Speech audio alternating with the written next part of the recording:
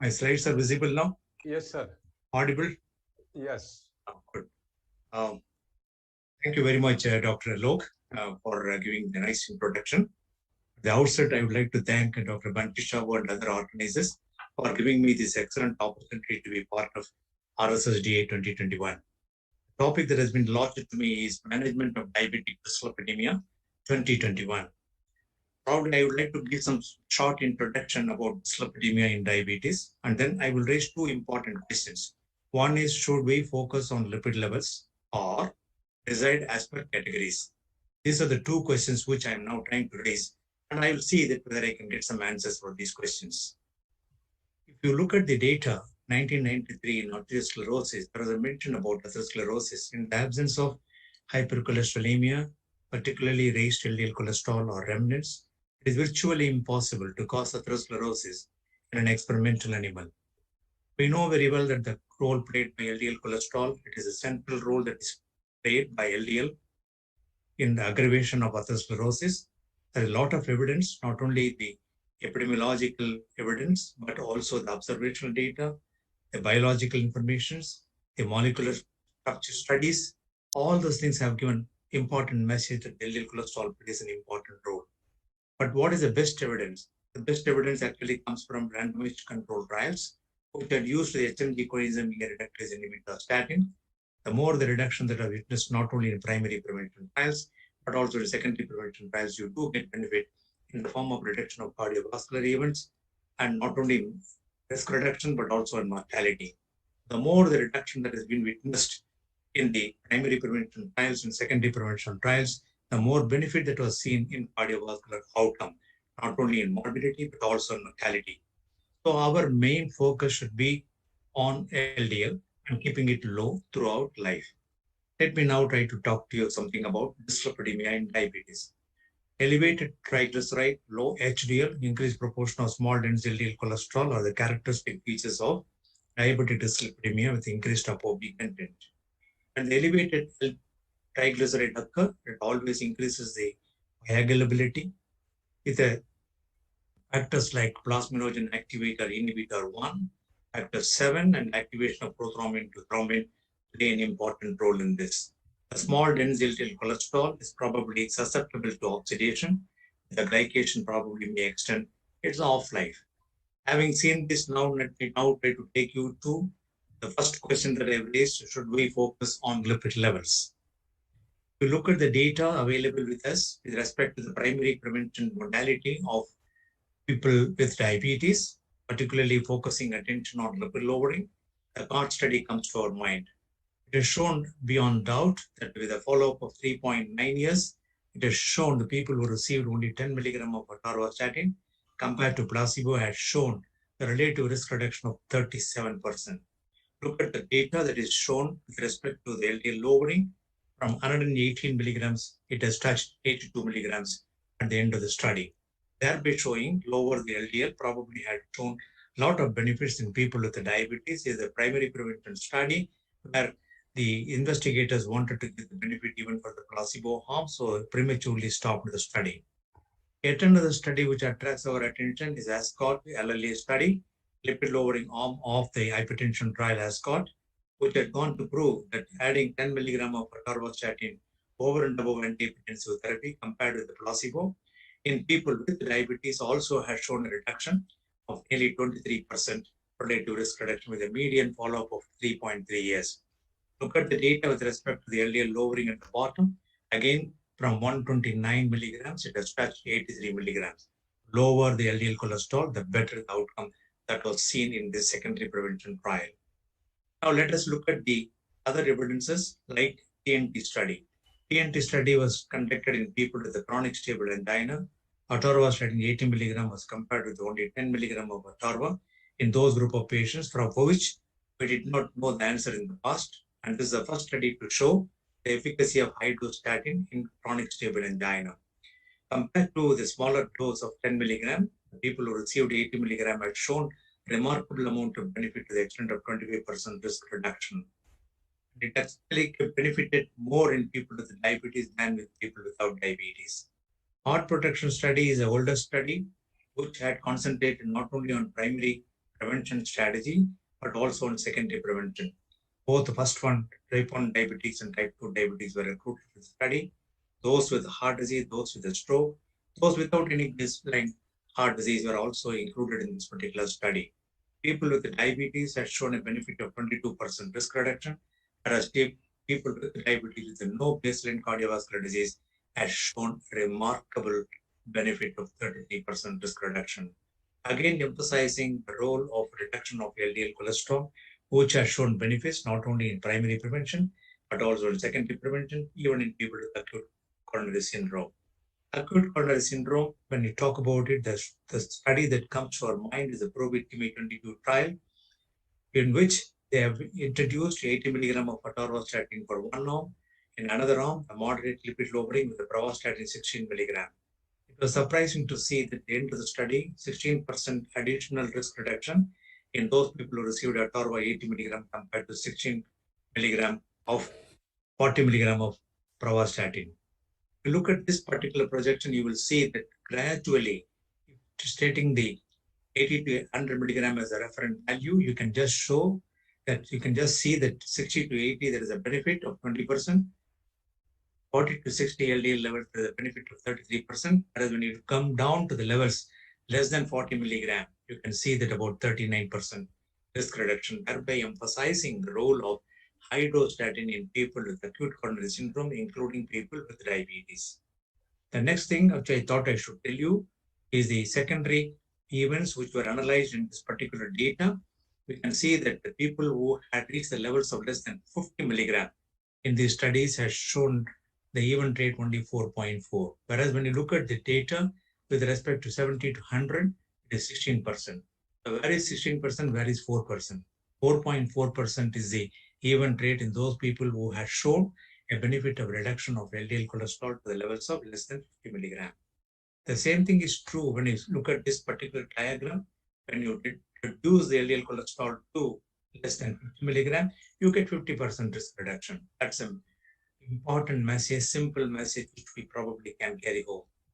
But we need to remember, those people who were started on high-dose statin, nearly 40% of them were not able to adhere to high-dose statin because of so many problems, including the side effects of the drugs. In that case, now you need to probably remember whether the patient had received high dose or a moderate dose of statin, which the patient could tolerate. If it had been done properly, you still think in terms of lowering the lipids further. How to do that? You have already given high dose statin. That means you need to go for some other non-statin drug. What is a non-statin drug? The ezetimibe was considered in this particular trial called IMPROVE trial, where they've used 10 milligram of the ezetimibe combined with the simvastatin, followed up for a period of nearly 7 years. The 7-year Kaplan-Meier curve here on the top is the diabetic persons who had received simvastatin alone with a placebo. Whereas here, the second one is an orange one, which has shown a reduction in the event rate in the Kaplan-Meier curve, which shows that there is a definite reduction of 14 to 15%. Those people received a combination. We must remember the people in whom the benefit was seen, they have shown a reduction of LDL cholesterol to the extent of 53.2 milligrams, 53. So the levels were brought down to that level by adding a non-statin drug. Subsequently, many papers were published. The circulation has emphasized the role of adding an ezetimibe with statin for getting benefits in people with diabetes. It has shown a relative risk reduction of MI for 24%, ischemic stroke for 39%. What is important as far as the IMPROVE trial is concerned, we can probably concentrate on the last one. Compared to the placebo, people with diabetes, the polyvascular disease. For example, coronary artery disease with ischemic stroke or ischemic transient ischemic attack or a peripheral vascular disease, they have shown the maximum benefit of reduction in the events. In fact, the number needed to treat for this particular benefit is only 11, showing that people with the diabetes, the polyvascular disease, with the target organ damage, show maximum benefit by adding a non-statin drug. So the message is very clear. You can add a non-statin drug for getting further reduction of LDL. Let me now try to take you to another level of introduction of PCSK inhibitor, that is evolocumab, which was tried in this trial called 4-year trial, which had introduced nearly about 27,564 patients. They were all stable patients with established cardiovascular disease, prior MI, prior stroke, in whom the levels of LDL was above 70. They were divided into two groups. One group received evolocumab, 140 milligram once in 2 weeks or 420 milligram once a month, compared with the placebo, and they were all followed up regularly. For a period of 3 years or so, they were followed up. You can just look at the people who are having levels more than 93 milligrams at the baseline, dropped the levels of LDL cholesterol to 33 milligram at the end of only 4 weeks. Only 4 weeks. At the end of 4 weeks. You can just see at the end of 48 weeks, it got stabilized. And almost nearly 25 milligram was a level that was reached by about 42%. Less than 40 milligram reached by about 67%. Thereby showing the lower levels of LDL cholesterol was reached by adding a drug called evolocumab, PCSK inhibitor, over and above high-dose statin plus or minus ezetimibe. This had resulted in a good amount of reduction in the primary endpoint to the levels of 15%, 15% risk reduction. When you look at the other trial, it's called a Odyssey outcome trial, where they have introduced this particular drug called alirocumab, PCSK inhibitor, and the investigators tried 75 milligram or 150 milligram once in 2 weeks only. And then the primary endpoint is about 15% reduction, as you have seen in primary endpoints, as you have seen in the four-year trial. The next one, all-cause death. In this all-cause death also had come down by using alirocumab to the extent of nearly 15%. Now, so we have seen the benefits with the high dose or moderate dose statin, the reduction in LDL cholesterol. Much more reduction when you have added a non-statin drug like ezetimibe. To the extent of reduction to the levels of 30 milligram, 25 milligram, 15 milligram were reached in these trials, which had not shown any adverse effects. So thereby emphasizing the role of reduction of LDL cholesterol to get the maximum benefit in very, very high-risk individuals. Now look at this particular data. Again from the 4-year trial, where the patients with diabetes are about 11,000 with diabetes. What is important is to appreciate 14.4% of people with diabetes still had major adverse cardiovascular events, in spite of the fact that these people reached the levels of LDL cholesterol less than 30 milligram. So in spite of the fact that these people reached the levels less than 30 milligram, there were about 14.4% events in people with diabetes. So that means you need to go away from LDL. Don't need to go away from LDL. What are the things that crosses your mind? One is triglyceride, non-HDL. The second one, if LPA is raised, you need to treat it. How to go about doing reduction of triglyceride? We know very well the lifestyle interventions will definitely help. Try to look for secondary causes of hypertriglyceridemia before you embark on treatment of triglycerides. Control all modifiable risk factors. Let me try to tell you that the trials with respect to the fenofibrate, though the meta-analysis had shown improvement in the form of risk reduction in those people who had triglyceride levels more than 204, that individually these trials did not give any sort of supporting evidence. What is important now is to appreciate the results of REDUCE-IT trial, which had a follow-up of nearly 5 years with 8,000 people, a triglyceride level between 135 to 500, and the median LDL level of 75. Many of them were having a cardiovascular disease. People with the diabetes are having one risk factor or two risk factors, but they were not having baseline cardiovascular disease. Please remember that. Both primary and secondary. The primary composite endpoint came down by 25%. The secondary endpoint came down by 26%. And the CV death came down by 20%. I think this is the first time that we are witnessing the important message, witnessing an important information from the REDUCE-IT trial by using icosapent ethyl ester, 2 grams in the morning, 2 grams in the evening, given for these patients with a long-term follow-up of 5 years, resulted not only in the reduction of triglyceride majority of the patient, people who were not showing a reduction in the triglyceride also had shown benefit, thereby showing probably that the drug has got a membrane stabilizing effect or the pleiotropic effects. Having seen this, let me now try to take you to the important information that we had gathered from 2021 PSC guidelines. Statin treatment is the first drug of choice for reducing CVD risk in high-risk individuals with hypertriglyceridemia. Suppose the triglyceride levels of more than 200, please concentrate to reduce the LDL cholesterol, and at the same time you concentrate on the triglyceride, you may show some reduction, you may get some reduction. The second one, if the patient is taking statins for LDL goal, but still the triglycerides are raised, probably you can use either a fenofibrate or a bezafibrate.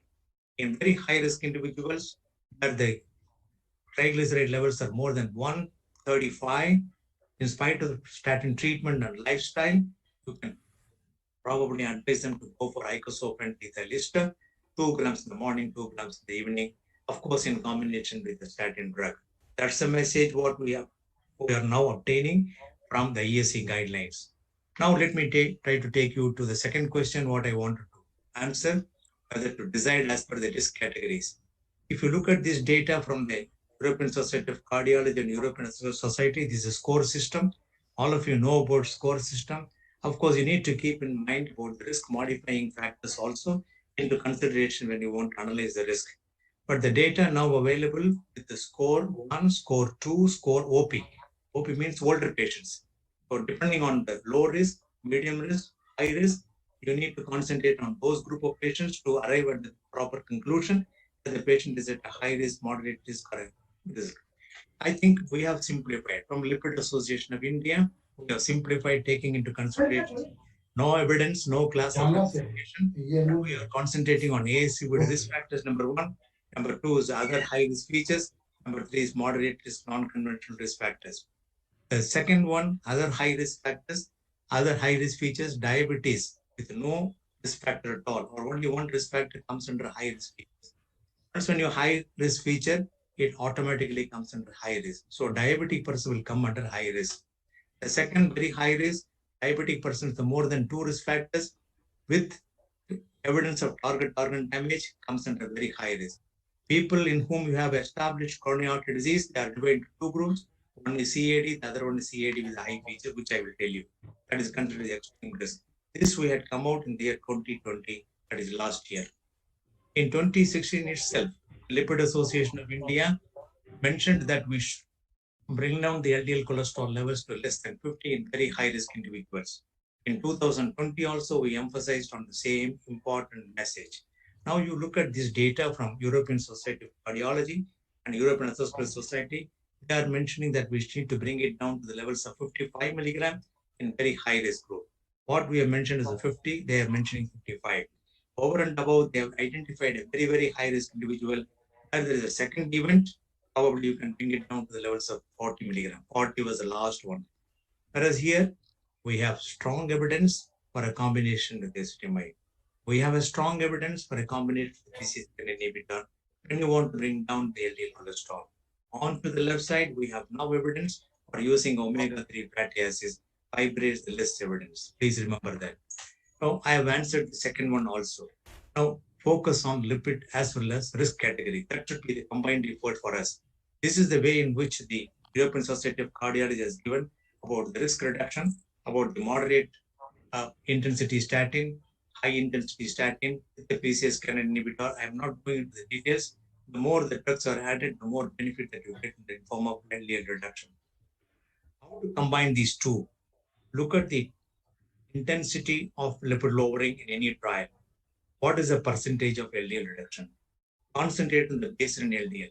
Combine it, arrive at absolute reduction of LDL cholesterol. That is one point. Second point, what is the baseline risk of that individual? What is the relative risk reduction that you have obtained? Combine it, you will get the absolute risk reduction.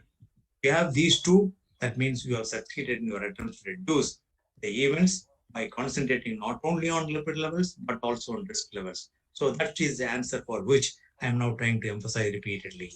PCSK9 inhibitor is a good armamentarium in the management of lipid lowering. You can just see LDL cholesterol comes down, VLDL comes down, non-HDL comes down, LPA, remnant lipoprotein, LDL particle number. This is a data which you can just see there's a reduction of even 23 milligrams when you give a high dose statin of high dose statin plus ezetimibe plus PCSK inhibitor. That has been put under the red line. On the top, you can just see the reduction has come to the levels of 33, 31, 29, 27 when you add. And when you have a portion of the diabetes divided into two groups, one is ASCVD and no ASCVD. No ASCVD divided into two groups, one is high risk, the goal should be less than 70. The other one is a very high risk, where there is more than 2 risk factors operating. And if somebody is having atherosclerotic cardiovascular disease, divided into two without a target organ damage, more than 2 risk factors are operating, extreme risk category A, that is the terminology what has been introduced by Lipid Association of India. The goal is 50, but optional is less than 30. Whereas extreme risk category B, where you identify people with a polyvascular disease, with a target organ damage, repeated events, you have to keep the levels less than 30. That's the recommendation given by Lipid Association of India. There is now the bempedoic acid probably will enter into Indian market in another 1 month or so. Bempedoic acid plus ezetimibe has been recommended by FDA to be used in people with familial hypercholesterolemia or established ASCVD to reduce the LDL further. We know very well there's another drug which is in the pipeline, inclisiran, which is acting against a small interfering RNA, which actually stops the production of RNA, which has been proved to be beyond doubt it's useful tool in the management of lipid lowering. Probably it will replace PCSK inhibitor because of convenience of giving this drug only once in 6 months. 2 drugs, 2 injectable doses per 1 year. So, ladies and gentlemen who are listening to my particular talk, we have enough data for statins in 21. Adding ezetimibe gives better results. Adding PCSK gives better results with better outcome.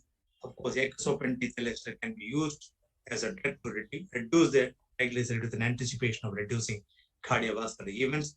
Bempedoic acid for further reduction of LDL cholesterol.